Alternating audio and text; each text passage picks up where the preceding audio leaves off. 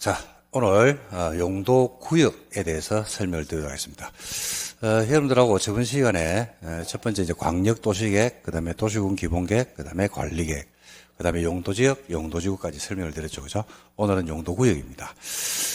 출제 경향 분석부터 해볼게요. 용도구역은 20, 22, 그죠? 24, 28에 30, 1, 2, 3, 4가 연속 출제가 되었습니다. 자, 35에는 어떻게 될 것인가 라고 했을 때, 용도구역 파트가 중요합니다. 굉장히 중요한데, 매년 출제가 되고, 출제가 엄청 많이 되는 문제는 아니거든요. 근데 31, 2, 3, 4 연속 출제가 되는데, 이거는 용도지구하고 똑같아요. 용도지구도 31, 2, 3, 4가 연속 출제가 되었죠. 그죠? 그래서 여러분들이 치르는 35회 시험은 31, 2, 3보다는 출제 가능성이 조금 떨어진다. 이래 보시면 됩니다.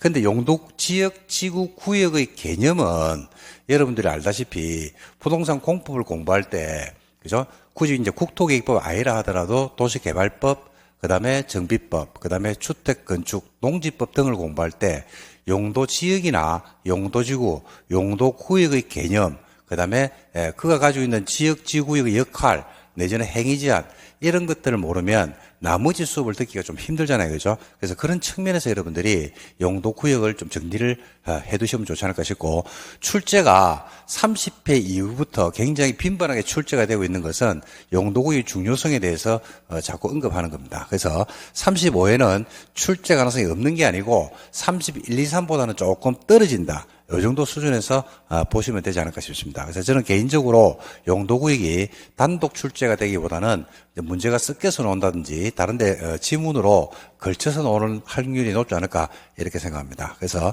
35회 시험 출제 가능성은 저는 한 50% 정도로 봅니다. 50%이기 때문에 별은 2개입니다. 별 2개면 굉장히 높죠. 그죠? 50% 정도면.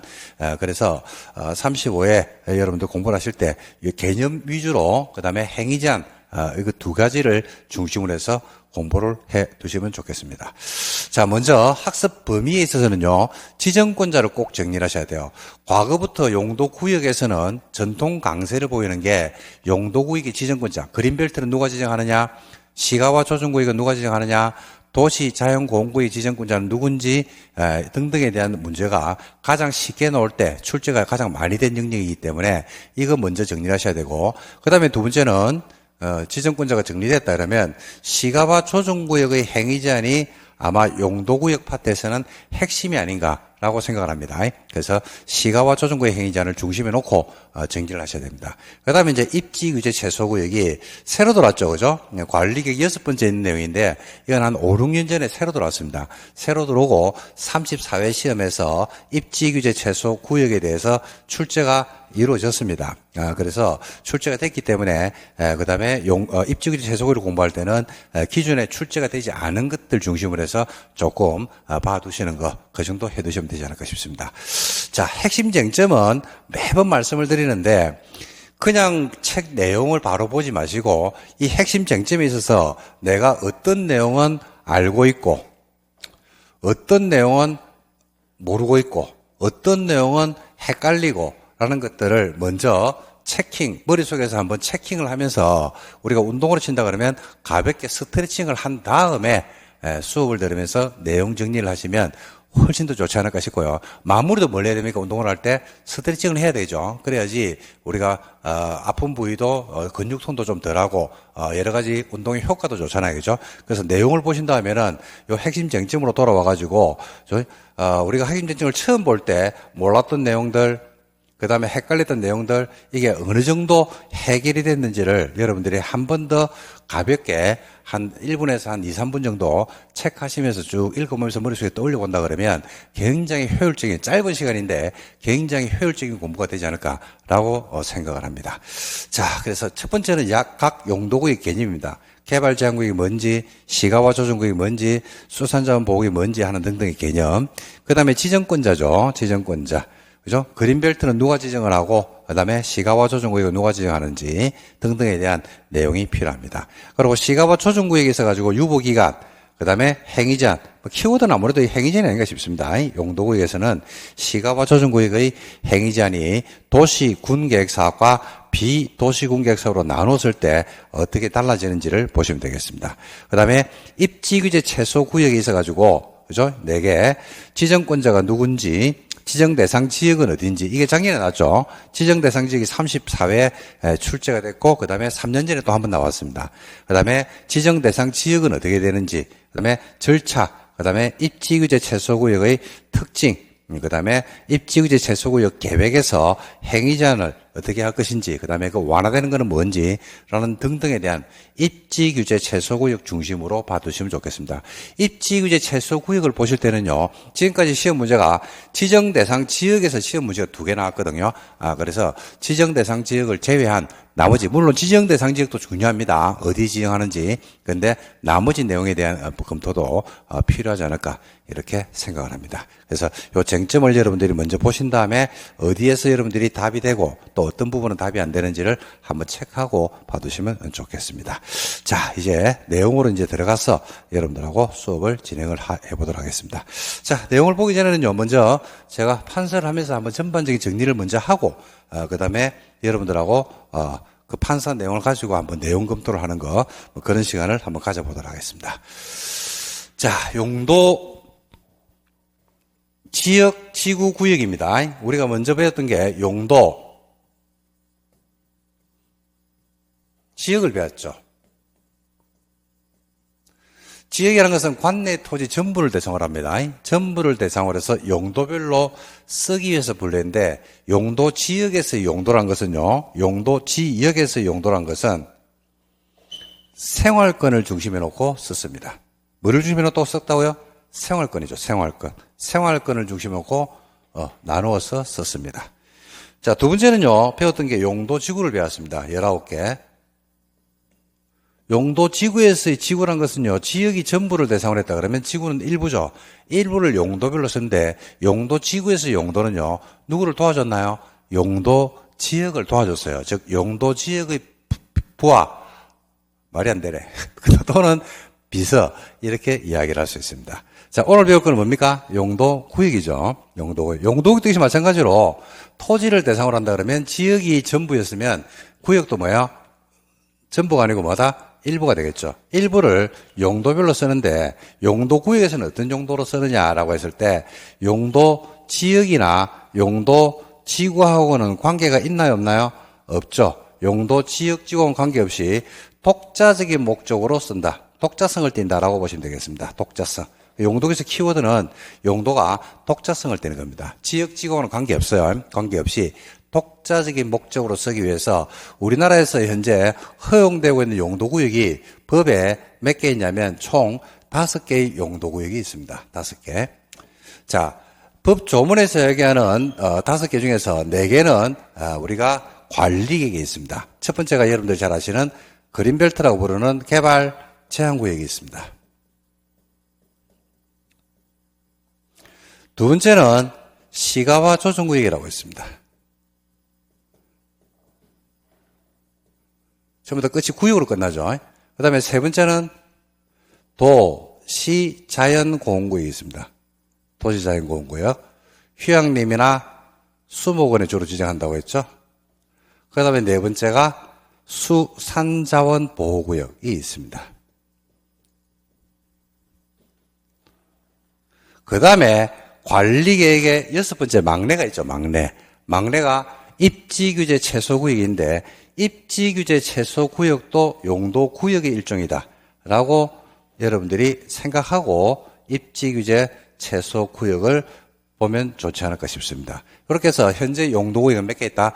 5개의 용도구역이 현재 우리 법 제도 안에서 있다라고 보시면 되는데 이 5개의 용도구역은요 어떤 절차를 거쳐서 지정하냐면 당연히 지금 배우고 있는 게 관리계획이죠. 입안에서부터 결정 고시라는 절차를 거쳐서 관리계획으로 지정을 합니다.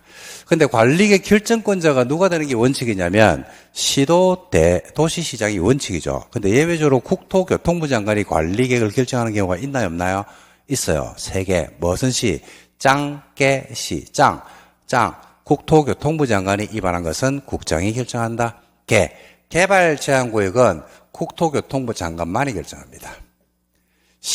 시가와 조정구역이 예외적으로 국가계획과 연계가 되죠. 그러면 그때 누가 한다? 국토교통부 장관이 관리계획으로 결정한다라고 되어 있습니다. 예외적으로죠. 예외적으로. 그죠? 짱, 개, 시. 그죠? 짱, 개, 개발제한구역. 시, 시가와 조정구역은 국토교통부 장관이 결정할 수가 있다. 라고 되어 있죠. 그리고 수산자원보호구역은 여러분 누가 관리계획으로 결정한다고 되어 있습니까? 그렇죠. 해양수산부 장관이 관리계획으로 결정을 한다. 이렇게 되어 있죠. 해양수산부 장관이 합니다. 자, 이러면 용도구역의 권한자가 이미 다 나눠버리죠. 그죠? 다 나눠버립니다. 자, 그러면 도시자연공원구역의 지정권자는 누구냐라고 했을 때 이거는 법 조문에 예외 언급이 없죠. 예외 언급이 없다는 것은 누가 한다는 얘기입니까? 그렇죠. 원칙적인 결정권자인 누가 합니까? 시, 도 또는 대도시시장이 관리계획의 결정권자가 된다. 그래서 도시자연공원구역의 지정권자는 시도 또는 대도시시장이 됩니다. 그리고 시가와 조정구역은요, 국가계획과 연계가 될 때는 국장이 하는데 국가계획과 연계가 안 될 때가 있어요. 그럼 원칙적인 지정권자는 누가 된다? 시도가 되는데 조심하실 거는요, 시가와 조정구역의 원칙적 지정권자에 누가 빠져 있냐면 대도시시장이 빠져 있다는 사실을 꼭 기억하셔야 된다. 대도시. 그래서 시가와 조정구역의 원칙적 지정권자는 대도시는 아닙니다. 시도지사. 그리고 예외적으로 누가 가능합니까? 국가계획과 연계될 때는 누가 할 수 있다? 국장이 할 수 있습니다. 즉 시가와 조정구역의 원칙적 지정권자에 누가 빠져 있냐면 대도시가 빠져 있어요. 왜 빠져 있는지는 저도 잘 모르겠습니다. 이거는 입법 과정에서 대도시한테는 권한을 안 줬어요. 그래서 시가와 조정구역은 지정권자가 시도지사고 대도시는 안 됩니다. 그리고 예외적으로 국가계획과 연계가 되면 국장이 할 수 있다. 이렇게 보시면 되겠습니다. 그리고 입지규제 최소구역에서는요, 법 조문에 관리계획의 결정권자가 입지규제 최소구역의 지정권자다라고 해서 관리계획 결정권자로 표현하고 있습니다. 관리계획 결정권자니까 원칙은 시도 대도시가 될 것이고 예외적으로 국토교통부 장관이 되겠죠. 이런 식으로 관리계획에서 권한자가 있는데 용도구역을 가지고 권한자 문제를 쉽게 낼 때, 용도구역 문제를 가장 쉽게 낼 때 지금까지 출제를 제일 많이 했으니까 여러분들이 요거 중심으로 먼저 알아두셔야 되고요. 그 다음에 두 번째는 목적이 있겠죠. 개발제한구역의 목적은요, 도시 무질서한 확산을 막고 확산 방지. 두 번째는 도시민들에게 건전한 생활 환경을 확보하고요. 그 다음에 세 번째는 국방상 보안상 목적으로 그린벨트를 지정할 수가 있다. 이렇게 말씀을 드릴 수 있습니다. 그러니까 목적이 몇 개요? 보안상 목적 3개죠. 확산 방지, 건전한 생활 환경 목표, 건전한 생활 환경을 확보하고, 그 다음에 보안상 목적. 그 다음에 시가와 조정구역은요, 도시의 무질서한 뭘 막는 데 있다? 시가화 방지에 그 목적이 있습니다. 여기에서 조심하실 거는 확산 방지면 뭐예요? 확산 방지면 양적 팽창을 막는 거죠. 이럴 때는 뭐가 되고 개발 제한구역이고 시가화 방지입니다. 시가화 방지는 뭐다?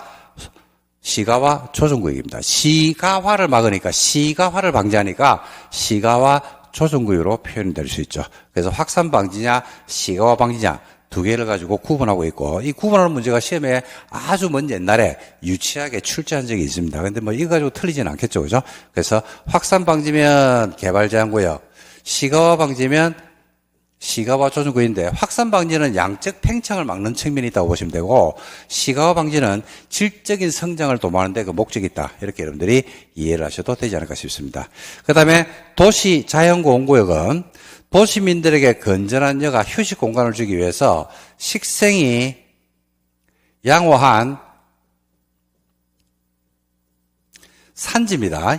산지 개발을 제한하기 위해서 지정하는 게 도시자연공원이고 그래서 도시자연공원구역은 식생이 양호한 산지 개발을 제한하니까 주로 휴양림이나 수목원 쪽에서 지정할 수 있다라고 말씀을 드린 적이 있죠. 그리고 수산자원보호구역은 글자 그대로 수, 산, 자, 원을 보호하는데 그 목적이 있다고 보시면 됩니다. 입지규제 최소구역의 목적은요, 입지규제 최소구역은 어떤 입지가 규제를 최소화시키는 용도 구역 일종인데 요 입지라는 말이 중요하죠. 그죠? 입지. 요 입지가 뭐냐면 어디를 말한다? 구도심가입니다. 주로 구도심가를 막기 위해서 개발하기 위해서 입지 안에서 그 입지가 구도심을 야기하는데 그 구도심가에서 규제를 최소화시키면서 구도심가를 개발하기 위해서 지정하는 곳이 입지규제 최소구역의 목적이다 라고 여러분들이 생각하시면 됩니다. 그래서 이 목적별로 각 용도가 가지고 있는 목적별로 여러분들이 먼저 정리를 하시면 돼요. 여기서 제일 중요한 거는 제가 시가와 조정구역이 제일 중요하다고 했죠. 그 시가와 조정구역은요, 다른 말로 뭐라고도 우리가 부르기도 하자면 시가화 유보구역이다라고 부르기도 합니다. 뭐라고 부른다고요? 시가화 유보구역. 그 시가화를 유보시켜 놓은 거예요. 시가화를 유보했다는 것은 개발을 유보했다라는 말하고 같죠. 그래서 얼마 동안 유보해 놓고 있냐면 최단 5년에서 최장 20년 동안 시가화를 유보시켜 놓는 것을 시가화 조정구역이라고 부르고, 시가화가 즉 개발이 유보되어 있으니까 시가화 조정구역 안에서는 어떤 행위전을 통해서 개발을 유보시켜 놓을 것인지 5년에서 20년 동안 그 내용들을 우리가 이제 체크하시면 되지 않을까 싶습니다. 이렇게 해서 각 용도 구역이 가지고 있는 목적, 권한자 파트를 정리했습니다. 이 중에서 제일 중요한 것은요, 시가와 조정구역의 행위자과 입지규제 최소 구역이 가지고 있는 특징들, 이 두 가지를 핵심적인 화두로 해서 보시면 되고, 이유는 간단합니다. 개발제한구역은요, 국토교통부 장관이 지정하는데, 그린벨트의 행위자는 어디서 하냐면요, 개특법이라는 데서 합니다. 근데 개특법이 우리 시험 범위가 아니잖아요. 그죠? 그래서 개특법에서 한나 정도까지만 아시면 되지 그 구체적 내용까지는 알 필요가 없습니다. 두 번째는 도시자연보호구역도 마찬가지로 도시공원 및 녹지에 관한 법 또는 그 시행령에서 근거를 두고 지정을 하고 거기에서 행위전합니다. 도시공원 및 녹지에 관한 법. 그런데 도시공원 및 녹지에 관한 법 또는 그 시행령이 우리 시험 범위가 아니니까 그죠? 권한자하고 목적까지만 여러분들이 체크하시면 돼요. 마찬가지로 수산자원보호구역도 마찬가지입니다. 수산자원보호구역은 수산자원관리법에서 행위전하고 근거를 두고 있습니다. 그러다 보니까 수산자원관리법에 들어가면 그 행위전이 있거든요. 근데 역시 수산자원관리법이 우리 시험 범위가 아니죠. 그래서 개발제한구역과 도시자연보호구역, 그 다음에 수산자원보호구역은 우리 시험 범위가 아닙니다, 이게. 그래서 권한자하고 목적까지만 여러분들이 체크하시면 되고, 결국 우리가 중점적으로 공부할 것은 시가와 조정구역의 행위자원과 입지규제 최소구역의 특징, 이 두 가지에 대한 집중적 정리가 되면 용도구역은 커버가 되지 않을까, 이렇게 생각합니다. 그래서, 우리가 시가와 조정구역의 행위제한이 핵심이거든요. 그래서 시, 가, 화, 조정구역은 다른 말로 시가화를 뭐 해놓고 있더라? 조정. 다른 말로 유보시켜 놓고 있죠. 몇 년 동안? 최단 5년에서 최장 20년 동안 시가화를 유보시켜 놨다. 시가화를 유보했다는 말이 무슨 말입니까? 개발을 유보시켜 놨죠. 그래서 개발을 유보시켜 놨는데 요 안에서 개발을 유보시켜 놨으니까 어떤 유형의 행위가 가능한 것인지 그것만 여러분들이 잘 파악을 하시면 되지 않을까 이렇게 생각합니다. 자, 그러면 시가와 조정구역의 행위제한을 보기 전에 키워드는 이제 행위제한이 될 건데, 행위제한을 보기 전에 행위제한 정리를 제가 해드릴 겁니다. 해드릴 건데 행위제한을 보기 전에 나머지 좀 전에 봤던 개발제한구역, 그 다음에 도시자연보호구역, 그 다음에 수산자원보호구역의 특징이 뭔지 이거부터 한번 정리를 해보도록 하겠습니다. 자, 먼저 여러분 가지고 있는 교재 59페이지를 보도록 하겠습니다. 자, 먼저 보시면 개발제한구역이 나옵니다. 개발제한구역. 개발제한구역은 누가 지정합니까? 국토교통부 장관이 지정한다고 했죠. 그죠? 네, 국장이 개발제한구역 지정 및 관리에 관한 특별조치법, 그죠? 개특법입니다. 그래서 줄여가지고 이걸 개특법이라고 그러죠. 개특법상의 관리를 하죠. 국계법상의 관리계획이고 근거가 개특법에 있어요, 이거는. 근데 개특법이 시험 범위가 아니니까 권한자 누가 한다고요? 국장이. 그죠? 왜 하는데라고 했을 때 도시 무질산 확산 방지, 그 다음에 도시민들에게 건전한 생활환경 확보, 그 다음에 국방상 보안상 목적으로 합니다. 행위자는 어디서 합니까?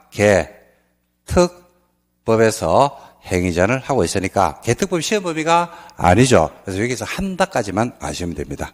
그 다음에 시가와 조정구역은요, 원칙적으로 누가 지정하냐면 시도지사가 합니다. 누가 빠져요? 대도시 시장이 빠진다는 사실을 꼭 기억을 해 두셔야 됩니다. 적어 놓을래요?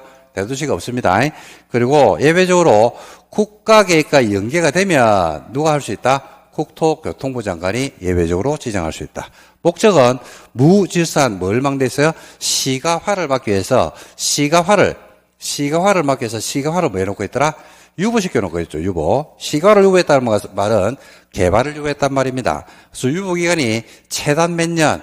5년, 최장 20년 범위 안에서 지정을 하고 유보기한이 끝나면 그 다음 날부터 효력을 만다 상실해버리고 그 사실을 고시까지 효력이 상실했다는 사실에 대해서 고시를 해줘야 됩니다. 키워드는 뭐라고 했어요? 행위전입니다. 이 행위전 중심으로 받으셨는데 요거는 따로 정리를 좀 이따가 해드리도록 하겠습니다. 자, 그 다음에 도시자연공원구역을 한번 볼까요? 수안전보역이 먼저 나오네요. 도시자연공원구역은 누가 지정합니까? 원칙적 지정권자 누구? 시도, 대도시가 도시의 자연환경 경관을 보호하고 도시민들에게 건전한 여가 휴식 공간을 주기 위해서 식생이 양호한 산지 개발을 제한하니까 휴양림이죠. 그런데 행위제한도 어디에 삽니까? 도시공원 및 녹지에 관한 법 또는 그 시행령인데 이거는 시험 범위가 아니죠. 우리 공법의 시험 범위는 도시공원 및 녹지에 관한 법이 시험 범위가 아닙니다. 그러니까 여기서 한다까지 마시면 됩니다. 더 이상 없잖아요. 그죠? 수안전보호구역도 마찬가지죠. 누가 지정합니까? 해양수산부 장관이 관리계획으로 입안해서 해양수산부 장관이 만다 지정을 하고 행위제한도 어디 삽니까? 수산자원관리법 시험 범위가 아니잖아요. 그죠? 그래서 수산자원관리법에서 하기 때문에 시험 범위가 아니니까 여기서 한다까지만 정리를 하시면 됩니다. 자, 그러면 남아있는 게 이제 두 가지죠. 시가와 초중구역 행위제한하고 여기에 있는 입지의제 최소구역이 되겠습니다. 먼저 시가와 초중구역 행위제한을 정리를 좀 하도록 하겠습니다. 시가와 초중구역은 제가 한 번 더 설명을 드리면요. 이런 개념을 가지고 있죠. 그죠?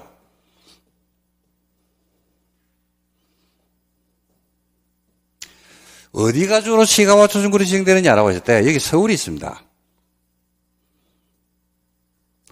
서울하고 인접한 지역에 안양이라고 하는 도시가 있어요. 안양이라는 도시는요. 어디하고 접해 있냐면 과천과도 접해 있고요.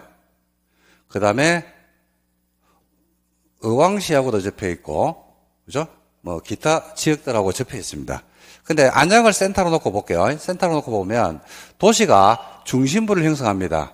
그럼 도시가 외부로 막게 돼 있다? 팽창, 인구가 유입되고 산업이 발전되면 도시가 외부로 팽창하겠죠. 자, 그러면 도시가 외부로 팽창을 해 나갈 때 방향성을 가지는 게 일반적인데 일반적으로 도시공학에서는 도시 성장의 모습을 어떻게 성장하는 게 가장 이상적인 모습이냐 할 때 중심부를 형성한 다음에 도시가 이렇게 중심부를 형성한 다음에 팍 퍼지는 게 제일 좋다고 봐요. 골고루 그죠? 원을 그리면서 성장해 나가는 게 가장 이상적인 모습이다라고 일반적으로 도시공학에서 이야기합니다. 근데 도시공학에서는 그렇게 이야기하는데 이 안양이라는 도시를 야, 네 알아서 한번 커봐라 라고 합니다. 그러면 도시가 균형점을 찾아서 팍 퍼지겠습니까? 즉 무질서한 시가화가 되겠습니까? 균형점을 찾아가겠습니까? 무질서하게 된다는 이야기죠. 어느 쪽으로 먼저 붙어버립니까? 그렇죠. 서울 쪽으로 이렇게 먼저 붙어버립니다. 서울 쪽으로 먼저 붙어버리니까 균형점을 가지고 이렇게 원을 그리면서 성장해 나가는 게 가장 이상적인 모습인데, 그죠? 한쪽으로 붙어버리니까 도시가 무질서하게 뭐가 되고 있어요? 시가화가 되고 있죠. 그죠? 질서 있는 시가화는 어떤 모습입니까? 질서 있는 시가화는 도시가 원을 그리면서 퍼져나가는 게 가장 질서 있는 모습 아니겠습니까? 그냥 한쪽으로 붙어버린다는 이야기죠. 이걸 무질서하게 이와 같이 시가화되는 걸 갖다가 막아야 돼요, 안 막아야 돼요? 막아야 되죠. 그죠? 그러기 위해서는 시가화를 만다. 유보시켜 놓는 겁니다. 즉, 시가화를 유보한다는 것은 뭘 유보한다? 개발을 유보한다는 이야기죠. 최단 얼마? 5년. 최장 얼마? 20년 동안 유보하고 유보 기간이 지나면 그 다음 날 효력을 상실한다. 즉, 시가화를 유보시켜 놨던 것을 시가화를 할 수 있다. 다른 말로 하면 개발을 할 수 있다. 이게 시가화 조정구역입니다. 그래서 도시가 균형점을 찾아가지고 팍 퍼지면 제일 좋은 모습인데 팍 퍼지지 않더란 이야기죠. 우리나라에 있는 그죠? 광역시나 서울 주변에 있는 도시들이 그렇게 성장을 안 하고 그죠? 광역시 쪽으로 내지는 서울시 쪽으로 전부 다 균형점을 잃어버리고 붙어버리는 그런 습성을 가지더라.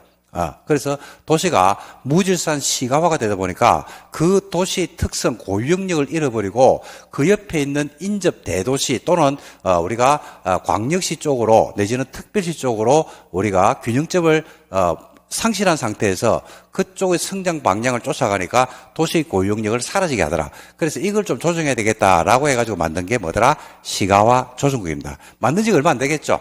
왜냐하면 과거에 이런 것들을 만들었다라고 하면 우리 수도권에 있는 흔히 옛날에 위성도시라고 부르는 도시들 내지는 광역시 주변에 있는 인접지역들이 광역시로 붙어버리는 그런 현상들을 막아버릴 수 있었고 도시가 가지고 있는 특징을 고유 영역을 잘 살리면서 균형점을 찾아서 키울 수 있었는데 그게 좀 늦었다는 이야기입니다. 그래서 뭘 통해서 그걸 보완하자? 시가화 조정구역이라는 개념을 통해서 이를 보완해보자라고 하는 게 시가화 조정구역입니다. 그러면 요 시가화 조정구역으로 지정된 곳이 있을 거 아닙니까? 그죠? 요 지정된 곳, 여기죠, 여기. 무질서하게 시가화 되는 것 갖다 막아놨잖아요. 그죠? 요게 흰색으로, 요게 빗금친 부분들. 여기를 막아놨죠. 그죠? 여기. 그러면 여기 안에서 어떤 일을 할 것인지, 그죠? 또 요 안에서 행위 제한이 이제 핵심 키워드가 될까요? 그죠? 시가화를 유보시켜놓으니까, 그래서 어떤 식으로 시가화, 즉 개발이 유보되어 있는지 행위 제한이 중요한 내용입니다. 그래서 행위 제한은 크게 두 개로 나눕니다. 뭐하고 도시, 군, 계획 사업하고, 도시군 계획 사업이라는 것은 시설 사업이나 개발 사업이나 정비 사업을 말하고, 그 다음에 도시, 군, 계획 사업으로 나눕니다. 도시군 계획 사업은 시설 사업이나 개발 사업이나 정비 사업을 말하고 비도시 군 계획 사업이라는 것은 시설 사업, 개발 사업, 정비 사업이 아닌 것을 말한다. 이렇게 이제 보시면 되겠죠. 그래서 도시군 계획 사업은 원칙적으로 돼야 안 돼요? 원칙 금지입니다, 여러분. 원칙 안 돼요.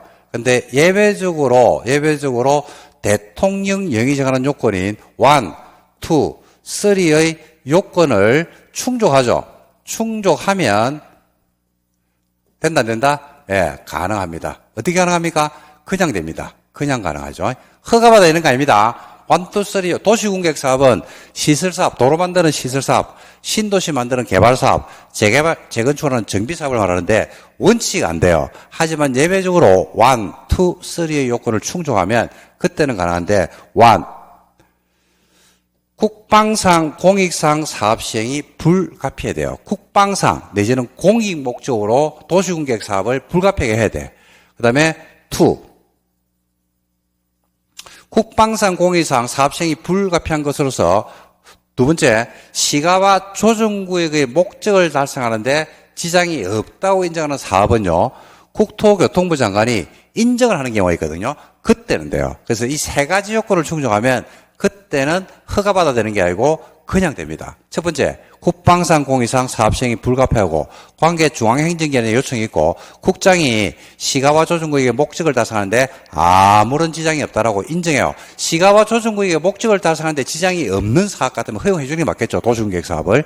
그래서 그때는 허용을 해 줍니다. 반면에 비도시군계획 사업인데 비도시군계획 사업은요, 다 되는 게 아니고 일부 행위에 하나여 뭐 받으면 가능하냐면 요거는 허가 받으면 가능합니다. 뭐 받으면 된다고요? 허가 받으면 돼요. 그냥 되는 게 아닙니다. 그것도 모든 행위가 되는 게 아니고 일부 행위만 허가 받으면 돼요. 그러면 일부 행위가 아니면 허가 받아도 안 된다 이 말입니다. 그러니까 시가화 조정구에서는요, 그죠? 원칙적으로 어떤 행위가 금지입니다. 비도시군계획 사업은. 근데 일부 행위에 한정해서 그것도 그냥 되는 게 아니고 허가 받아야 합니다. 아무리 경미한 행위를 하더라도 신고하고 할 수 있는 행위는 없고 아무리 경미해도 그 행위가 일부 행위에 허용되는 일부 행위에 포함돼야 되고 허가 받아야 됩니다. 그래서 어떤 행위가 가능한데 라고 하니까 첫 번째, 주택을 지을 수 있어요. 주택. 시가화 조정구역에도 사람은 살겠죠. 그죠? 그래서 주택이 가능합니다. 조심하실 거는요, 신축은 안 돼요. 뭐만 가능하더라? 정축만 됩니다. 그것도 얼마까지? 100제곱미터 이하까지만. 신축 안 돼요. 그리고 주택에 딸린 부속 건물이 있거든요. 주택에 딸린 부속 건물은요, 33제곱미터까지 신축할 수 있다. 뭐 받으면? 허가받으면 된다. 신축이 안 됩니다, 주택. 두 번째는 뭐가 되는데? 라니까 생업 관련 시설이 됩니다. 시가와 조정구역에서 주로 거주하는 분들이 주로 1차 산업에 종사하는 분들이 많겠죠. 그래서 1차 산업에 종사하는 생업 관련 시설, 그죠? 농기계 수리소, 정미소, 그죠? 이런 등등의 행위는 가능하더라. 세 번째는 공동 공용, 공익, 공공용 시설은요, 시가와 조정구역 안에서 공적 행위는 허가받으면 가능하다. 이렇게 봅니다. 그 다음에 네 번째는 현상 유지 목적으로 토지를 쓰는 거. 기존 건물을 신축하거나 증축하거나 안 되는데, 기존 건물을 개축하거나 재축하거나 대수선하거나, 그 다음에 시가와 조정구역 안에서 허용이 되는 건물로 용도 변경을 한다든지 하는 현상 유지 목적으로 토지를 사용하는 것은 뭐 받으면 가능하더라? 그렇죠. 허가 받으면 가능하다. 여기서 포인트는요, 그냥 되는 게 아니고 이런 일부 행위에 한해서 뭐 받으면 되냐면 허가 받으면 된다는 말이 키워드가 아닌가 싶습니다. 그리고 두 개로 나눠야 돼요. 시가와 조정구역 행위자는요, 두 개로 나눠가지고 도시, 군, 계획사업과 비도시 군계획사업으로 나눠서 도시 군계획사업이나 비도시 군계획사업이나 둘 다 원칙적으로 뭐더라? 금지하더라 라는 내용들을 먼저 키워드로 여러분들이 기억을 해두셔야 됩니다. 자, 그래서 시가와 조정구역 행위자를 툭 건드리면 두 개로 항상 나눠야 돼요. 뭐하고 도시 군계획사업과 뭐하고 비도시 군계획사업으로. 한 번 더. 시가와 조정구역 행위자를 툭 건드리면 두 개로 나눠야 돼. 도시 군계획사업과 비도시 군계획사업으로. 한 번 더. 시가와 조정구역 행위자를 툭 건드리면 두 개로 나눠야 돼. 도시 군계획사업과 비도시 군계획사업으로. 한 번 더 할게요. 시가와 조정구역 행위자를 툭 건드리죠. 두 개로 나눠야 돼. 본능적으로. 뭐하고 도시 군계획사업과 비도시 군계획사업으로. 도시 군계획사업인 시설개발 정비사업은 원칙적으로 안 돼요. 비도시 군계획사업도 시설사업, 개발사업, 정비사업이 아닌 개발이겠죠. 이것도 원칙 안 돼. 근데 도시군계획사업은 예외적으로 일정 요건을 갖추면 돼요. 그리고 비도시군계획 사업도 일부 행위에 한해서만 뭐 받으면 되더라? 허가 받으면 된다. 이렇게 해서 두 개의 키워드를 한 번 더 뭐요? 뭐하고 도시 군계획 사업과 뭐 비도시 군계획 사업으로 이렇게 나누어 보시면 되겠습니다. 자, 볼까요? 시가조정구역 행위자 들어갑니다. 자, 키워드죠. 시험에서 여기서 많이 내니까. 자, 시가조정구역 행위자는 뭐로 나눈다고요? 도시 군계획 사업과 비도시 군계획사업으로 나눕니다. 둘 다 원칙적으로 돼 안 돼? 원칙 안 됩니다. 원칙 금지되는데 예외적으로 1, 2, 3의 요건을 충족하면 돼요. 국방상 공의상 사업시행 불가피, 관계 중앙행정기관장의 요청에 따라서 국장이 시가와 조정구역의 목적을 달성하는데 지장이 없으니까 인정해줘야 되겠죠. 그런 도시군계획사업은 그죠? 된다 안 된다? 된다. 어떻게?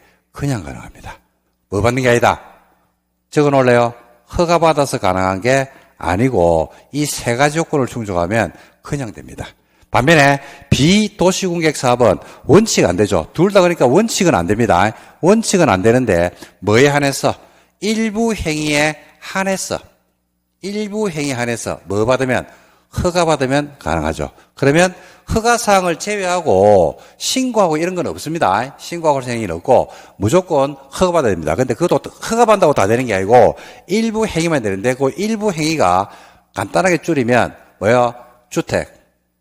신축 안 되죠? 그 다음에 생업 관련 시설. 축사, 퇴비사, 잠실, 창고, 농기계, 수리소, 정미소. 묵고 살기 위해서 필요한 것들 있죠. 그 다음에 공적 행위. 공동, 공용, 공익, 공공용. 그 다음에 현상 유지 목적으로 쓰는 거. 요런 목적이면 된다. 이렇게 해서 크게 틀을 4개를 잡아두시면 되고. 자, 세부적으로 한번 들어가 볼까요? 자, 뭐 받으면? 허가 받으면 가능한 일부 행위입니다. 첫 번째, 주택이 되죠? 신축은 돼, 안 돼?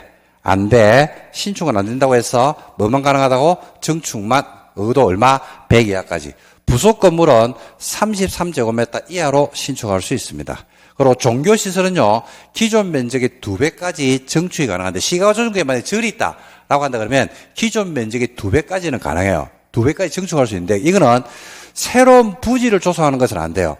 그러니까, 증축하기 위해서 새로운 부지를 만드는 건 안 되고, 기존의 부지가 형질 변경으로 부지가 마련되어 있으면, 그죠? 예를 들어서 대웅전이 있는데 그 대웅전을 갖다가 조금 더 지장전이 있는데 지장전을 갖다가 조금 더 확장한다, 증축한다. 이런 거는 가능합니다. 몇 배까지? 2배까지. 면적이 기존에 형질 변경을 해놓은 토지가 있다 그러면 새로운 부지를 조성하는 건 안 됩니다. 몇 배까지? 2배까지 되죠. 그 다음에 생업 관련 시설이 된다고 했죠? 축사, 퇴비사, 잠실, 창고 등등. 그 다음에 기존 관련 건물의 면적을 포함해서 33제곱미터 이하까지는 또 가능합니다. 그 다음에 공동, 공용, 공공용, 공적 시설이죠.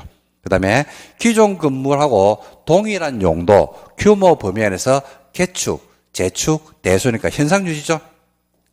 현상유지, 개축, 고쳐야 되죠. 재축, 대수선하는 거. 그 다음에 경미한 토지 이용행위, 관공을 위한 건물, 그 다음에 적법하게 건축된 건물의 용도를 시가와 조정관에서 신축이 허용되는 용도로 변경하는 거. 용도 변경하는 거죠. 그 다음에 신축이 금지된 시설의 용도를 건설이나 종교시설로 변경하는 것, 이런 등등 행위는, 즉 현상유지죠, 전부 다 이런 목적으로 토지를 쓰는 것은 가능하더라. 이렇게 해서 키워드는 시험에서는 야가 제일 중요한 내용이 아닌가 싶습니다. 이거는 나중에 라이브 PT 가야 할 때죠. 그때 여러분들에게 무수히 또 반복을 하면서 연습을 하는 시간을 한번 저하고 가져보도록 하겠습니다. 자, 그 다음에 입지규제 최소 구역에 대한 설명을 좀 드리도록 하겠습니다. 입지규제 최소구역은요, 누가 지정한다고 배웠냐면 국토교통부 장관이 아닙니다. 관리계획의 결정권자, 그러니까 시도 대도시가 원칙이고 예외적으로 국장이죠. 그래서 다른 것들은 국장이나 해수부 장관, 시도 대도시가 한다라고 되어 있는데 입지규제 최소구역은요, 법 조문에 관리계획의 결정권자가 한다라고 되어 있기 때문에 여러분들은 결정권자로 기억을 해 두시면 되겠습니다. 자, 그러면 입지규제 최소구역에 대해서 또 설명을 좀 드려야 되는데, 자, 입지규제 최소구역은요, 입지, 규제, 최소, 구역으로 쓰입니다.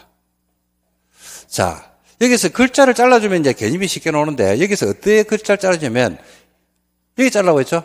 어떤 입지가 규제를 최소화시키는 용도 구역이다, 이렇게 보시면 됩니다.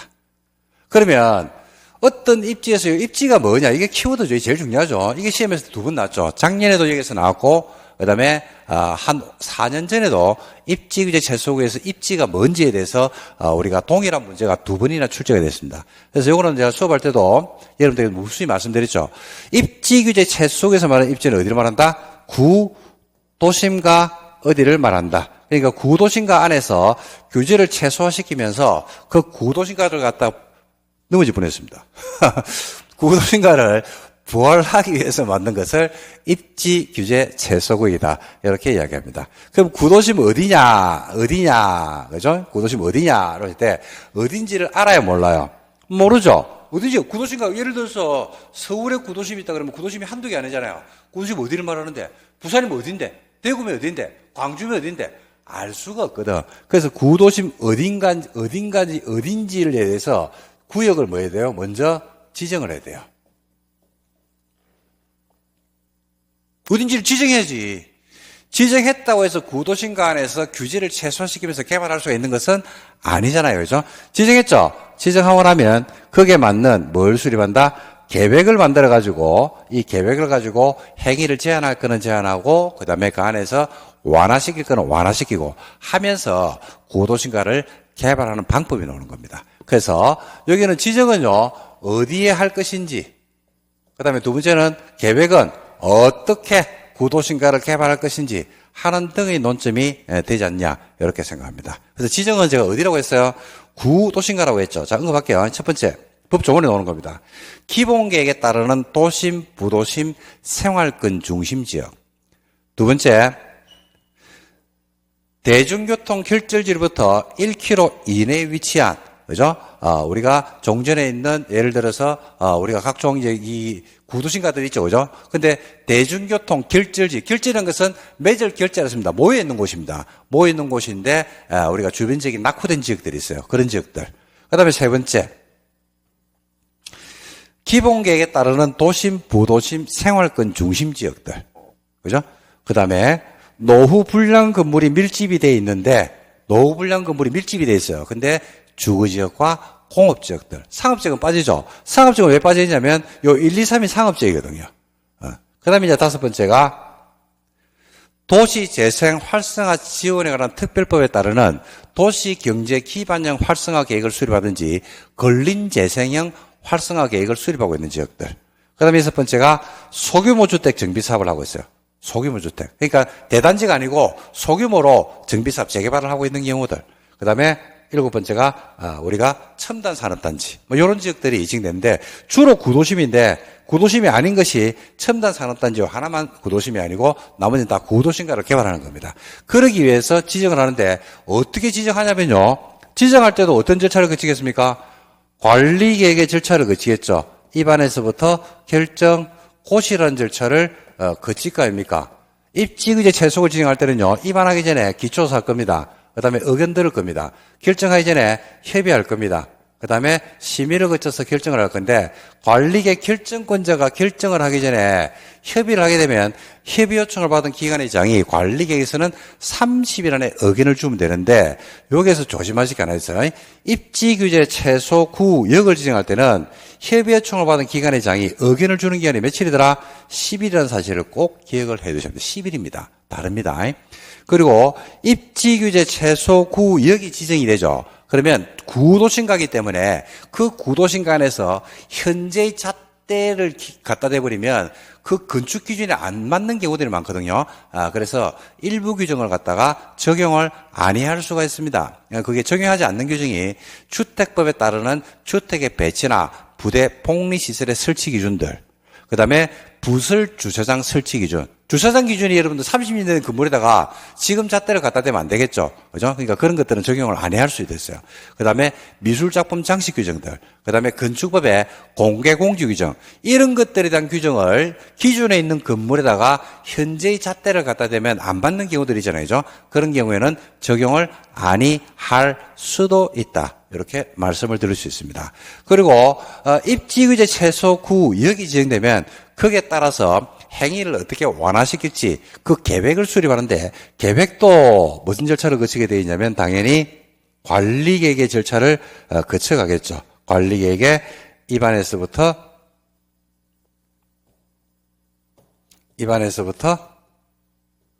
결정, 고시라는 절차를 거쳐가지고 입지의제 최소구역 계획을 만들 건데 이것도 결정하기 전에 협의하고 심의를 거칠 겁니다.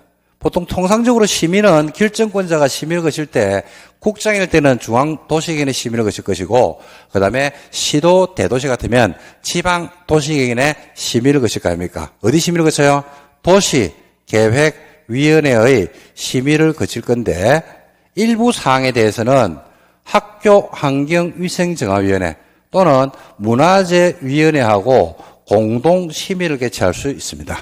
그리고 학교환경위생정화위원회라는 것은 뭐 초중고등학교 근처에 있다든지 문화재가 있으면 문화재위원회하고 도계위하고 공동심의를 거치게 돼 있어요. 공동심의를 거치는데 조심하실 거는 이 공동심의를 거친 다음에 행위를 완화시켜줄 필요가 있는 경우가 있어요, 없어요? 있죠. 이 완화할 때는요, 도계위에서 결정하는 게 아니고 학교환경위생정화위원회나 문화재위원회에서 결정하는 바에 따라서 완화 여부를 결정한다는 게 굉장히 특이합니다. 그죠? 완화할 때는 어디에서 완화한다고요? 학교환경위생정화위원회 또는 문화재위원회에서 저기는 초등학교 앞인데 원래 PC방은 안 되는데 지금 PC방 허용해 줘야 되는데 저 문화재가 있어가지고 숙박시설은 안 되는데 저기는 숙박시설을 허용해 줘가지고 관광객을 더 많이 유치해야 되겠네. 라는 식으로 완화 여부를 그죠? 학교환경위생정화위원회 또는 문화재위원회에서 완화 여부를 결정을 해주고 우리가 입지의제 최소구역이 내가 어떤 지역에 토지를 가지고 있는데 지정이 됐습니다. 그러면 좋은 일이 안 좋은 일이에요? 좋은 일이죠. 엄청 좋은 일이죠. 그래서 부동산 가격이 상승할 수가 있어요, 없어요? 있단 말입니다. 가격이 올라갈 수 있거든요. 그때 입지규제 최소구역 지정에 따라서 기반시설을 확보해야 되는 비용 같은 게 들어갈 수 있습니다. 그래서 그때 기반시설의 설치 비용의 일부를 부담시킬 수도 있다. 근데 기반시설 설치 비용을 부담할 때는요, 부동산 가격 상승분을 넘어서 부담시킬 수는 없다. 이렇게 해서 입지규제 최소구역이 가지고 있는 입지규제 최소구역의 지정, 그 다음에 그에 따른 계획, 수립과 관련된 몇 가지 특징을 여러분들이 좀 알아두시면 도움이 되지 않을까 싶습니다. 자, 한번 볼게요. 자, 지정입니다. 누가 지정합니까? 관리계획의 결정권자가죠. 다음 하나 해당 지역과 주변 지역의 전부 일부에다가 지정할 수 있는데 어디 지정하는데? 라고 하실 때 여러분들 어디라고 이야기했어요? 구도시입니다. 라고 먼저 머릿속에 딱 떠올린 다음에 보시기 바랍니다. 첫 번째, 기본계획에 따르는 도심, 부도심, 생활권 중심 지역들, 철도역이나 터미널, 항만, 공공청사, 문화시설 등의 기반시설 중에서 지역 거점 역할을 수행하는데 주변 지역을 정비할 필요가 있는 지역들, 세개 이상의 노선이 교차하는 대중교통 길절지로부터 1km 이내에 위치했다든지, 노후 불량 건물이 밀집해 있는데 주거지역과 공업지역 어디는 없어요? 상업지역이 없습니다. 조심해야 돼요. 상업지역이 없는 이유는요, 위에 있는 1, 2, 3이 개념을 읽어보면 다 상업지역에 해당하는 지역들입니다. 그 다음에 도시재생 활성화 지원에 관한 특별법에 따르는 도시재생 활성화 지역 중 도시경제 기반형 활성화 계획을 수립한다든지 근린재생형 활성화 계획을 수립한다든지, 그 다음에 소규모주택 정비사업을 하는 곳들은 다 구도심입니다. 그 다음에 첨단산업단지는 구도심과는 좀 거리가 멀지만은 지정을 하는 특별한 경우다. 이렇게 해서 별도로 여러분들이 구도심 6개하고 첨단산업단지 5개하고 첨단산업단지 이렇게 기억해 두시면 되겠습니다. 그리고 입지규제 최소구역 결정권자가 입지규제 최소구역 지정에 따라서 관리계획 결정을 하기 위해서 협의를 할 때 협의 요청을 받은 기간의 장은 요청된 날로부터 며칠입니까? 10일입니다. 적어 놓을래요? 통상적으로는 30일이 많았거든요. 30일 아닙니다. 의견을 회신해 주면 됩니다. 그리고 입지규제 최소 구역에 따른 다른 법률 적용이 특례로서 다음 법률 규정은 적용을 아니할 수 있다. 완화하는 거 아닙니다. 완화가 아니고 적용 자체를 아니할 수 있대요. 첫 번째, 주택법에 따르는 주택의 배치나 부대 복리시설의 설치 기준, 부설 주차장, 미술작품, 공개공지 이 4개의 규정은 적용을 안 하는 게 아니고 아니할 수도 있다. 이렇게 됐습니다. 그리고 다른 법률에서 관리계획 의제 보시면 다른 법률에서 여기서 말하는 다른 법률이라는 것은 국토계획법이 아닌 나머지 법을 말하겠죠. 국계법이 아닌 나머지 법에서 관리계획을 의지하는 경우가 있어요. 관리계획으로 결정 고시된 것으로 본다. 이렇게 의지하고 있는 경우에도 이 법이 뭐예요? 국토계획법이죠. 국토계획법에 따르지 않고는 입지규제 최소구역 지정하고 입지규제 최소구역 계획을 결정할 수가 없다는 것은 입지규제 최소구역 지정과 입지규제 최소구역 계획을 수립할 때는 반드시 관리계획의 절차, 입안결정 고시라는 절차를 거쳐야 되는 것이지 다른 법에서 의제받아가지고 입지규제 최소구역으로 지정된 것으로 본다. 이런 규정은 성립하지 않는다는 이야기입니다. 그리고 입지규제 최소구역은 구도심가를 부활시킨다고 했죠. 그러니까 새로운 건물을 짓는 경우가 있어요, 없어요? 있겠죠. 그러면 그 지역에 지어지는 건물들이 아무데나 지어지면 안 될 거 아닙니까? 그래서 입지규제 최소구역으로 지정이 되면 특별건축구역으로 뭐 된 것으로 보냐면 지정이 된 것으로 봐서 거기서 건물 지을 때는 조금 건물을 폼나게 지어야 됩니다. 그리고 입지규제 최소구역 계획을 수립할 때는 다음 사항들이 포함되어야 되는데 이 다음 사항에 들어온 것들이 대부분이 용도구역 빼고 다 들어옵니다. 을 제외하고 관리계획이 있는 겁니다. 건물의 용도 종류 규모, 건폐율 용적률 높이, 기반시설의 확보, 용도지역, 용도지구, 도시공계획시설, 지구단위계획 이런 것들. 용도구역 관련 내용은 없죠. 용도지역, 용도지구, 도시공계획시설, 지구단위계획. 그 다음에 건물의 건폐율, 용적률, 높이, 용도 종류 규모 등등에 대한 내용이 입지규제 최소구역 계획 안에 들어오고, 그 다음에 행위제는 완화하고 기반시설 설치 비용이죠. 입지규제 최소구역 계획을 수립할 때 행위제의 완화는 기반시설 확보 현황을 고려해서 적용할 수 있도록 계획하고, 시도시군구는 입지규제 최소구역 안에서 개발 행위로 기반시설 확보를 해서 필요한 비용의 전부 일부를 부담시킬 수도 있다, 없다? 있다. 이 경우 부담은 건축 제한 완화에 따라서 기분 좋죠? 부동산 가격이 올라가잖아요. 그죠? 토지 가격 상승분을 초과하지 않는 범위 안에서 부담을 시키면 안 되겠습니다. 그리고 입지규제 최소구역 계획에서 수립할 때 도계위 심의를 거치는데 그 주변에 학교가 있더라. 그러면 학교 환경위생정화위원회. 문화재가 있더라. 그러면 문화재위원회하고 공동 심의를 개최를 하는데 조심하실 거는 그 심의 결과에 따라서 완화 적용을 할 수도 있는데 이 경우 완화할지 말지 여부는 그죠? 어디에서 결정한다? 도계위에서 결정하는 게 아닙니다. 도계위가 아니고 도시계획위원회가 아니고 학교 환경위생정화위원회 또는 문화재위원회에서 의결에 따라서 완화 여부를 결정한다. 이렇게 해서 정리하시면 될 겁니다. 양이 조금 되죠. 입지규제 최소구역 때문에 여러분들 양이 조금 되니까 이렇게 입지규제 그러니까 핵심은 시가와 조정구역의 행위전하고 입지규제 최소구역에서 특징 이 두 가지가 아마 여러분들 공부하시면서 항상 아리까리하고 정리가 안 되는 그런 대표적인 영역일 겁니다. 그래서 작년보다는 올해 여러분들 실력이 업되려고 그러면 이 두 가지에 대한 내용들이 정리가 되면 좋지 않을까라고 생각합니다. 자, 기출문제 풀어볼게요. 33회 때 나온 문제입니다. 국토계획 및 예산안 법령상 시가와 조정구역 안에서 특광시장 군수 허가받아야 할 수 있는 행위에 해당하지 않는 것은 허가받아야 하는 행위입니다. 일부 행위죠. 시가와 조정구역에서 다시 시가와 조정구역 행위자는 두 개로 나누고 있죠. 뭐하고 도시군계획사업과 비도시군계획사업으로. 도시군계획사업은 원칙적으로 안 되죠. 하지만 예외적으로 1. 국방상 공의상 사업 시행이 불가피하고 2. 관계 중앙행정기관장의 요청이 있고 3. 국장이 시가와 조정구역의 목적 달성에 지장이 없다고 인정하면 뭐 받으면 돼요? 그냥 되죠. 허가 받는 게 아니고. 근데 비도시군계획사업은 일부 행위에 한해서 비도시군계획사업은 일부 행위에 한해서 뭐 받으면 허가 받으면 됩니다. 아무리 경매해도 신고한 행위는 없다고 했죠. 그래서 일부 행위만 됩니다. 그 일부 행위는 크게 보면 4개 아닙니까? 첫 번째, 주택, 신축 안 되죠? 증축만. 두 번째, 공동공용공의 공적시설. 세 번째, 생업 관련 시설. 그 다음에 네 번째, 현상 유지 목적으로 토지를 쓰는 거. 요런 거는 뭐 받으면 된다? 허가 받으면 됩니다. 1. 농림업을 영위하는 자가 관리용 건물로서 생업이죠. 기존 관리용 건물 면적을 빼고 33제곱미터를 초과하는 것을 33을 초과하면 3,300만 제곱미터도 된다는 이야기인데요. 말이 안 되죠. 33제곱미터 이하죠. 이하를 건축하는 관리용 건물은 기존 면적을 빼고 33제곱미터 이하까지는 관리하는 건물은 경매한 건물로 허용해 주겠다. 초과는 말이 안 되잖아요. 33을 초과하면 3,300만 제곱미터도 된다는 이야기니까 이하가 돼야 되겠죠. 그래서 1번은 말도 안 되는 이야기입니다. 두 번째, 증축이 되죠. 100제곱미터 이하.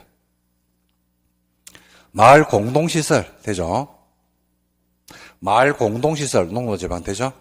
마을 공동시설, 농기계 수리소 다 되죠. 그래서 답은 너무 쉽게 나오네요.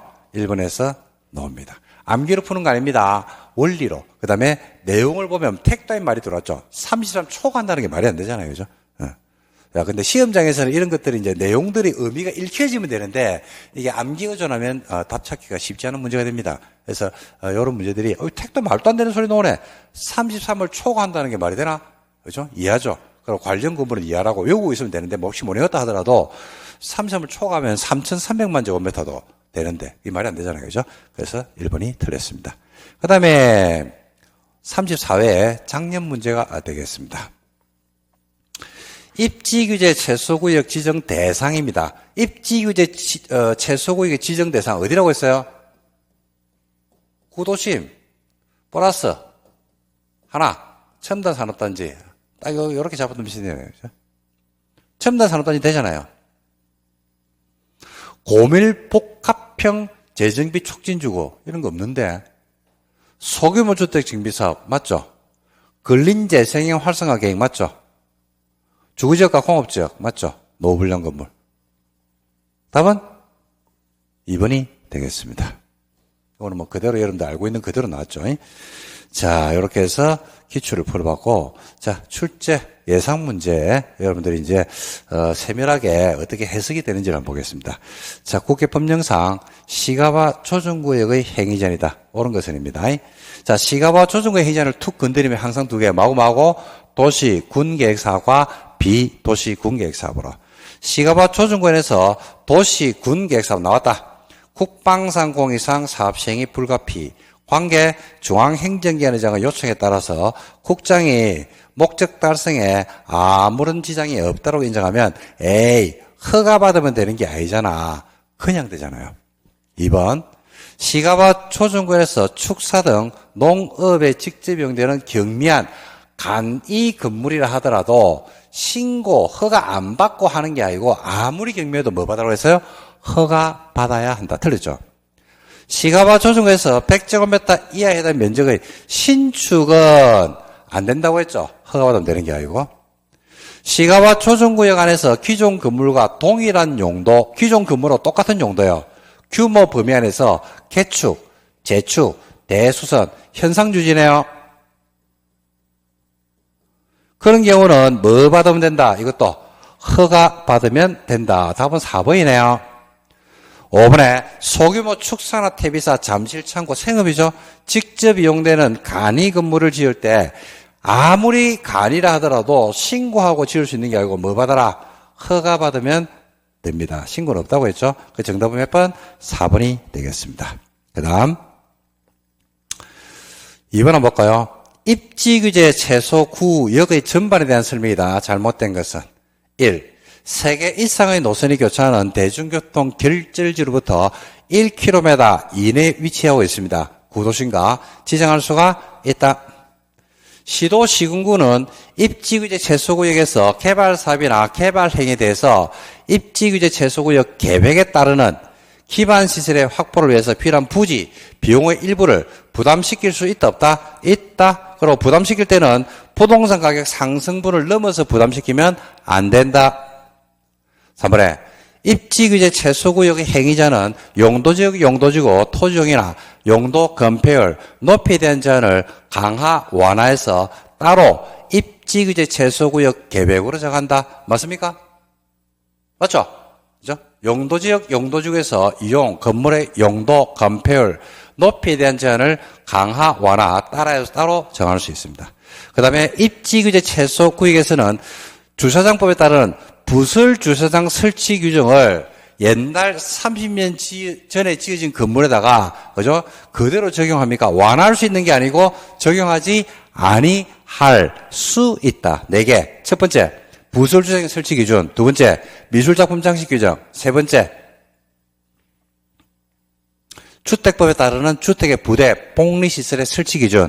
네 번째, 공개 공지 규정은 적용하지 아니할 수 있지 완화하는 게 아니죠. 다섯 번째, 입지규제 최소에서는 학교 환경위생정화구역과 역사문화 보존지역에서의 행위전을 완화할 수 있는데 이때 완화할지 말지 여부는 도계위에서 결정하는 게 아니고 학교 환경위생정화위나 문화재위원회에서 결정하는 바에 따라서 완화 여부를 결정한다. 그래서 이거는 완화할 수 있다 없다를 물어봤기 때문에 당연히 완화할 수 있죠.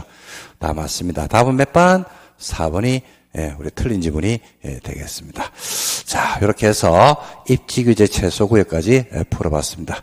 자, 좀 쉬었다가 도시공객 시설에 대해서 또 여러분들하고 정리를 한번 해보도록 하겠습니다. 좀 쉴까요?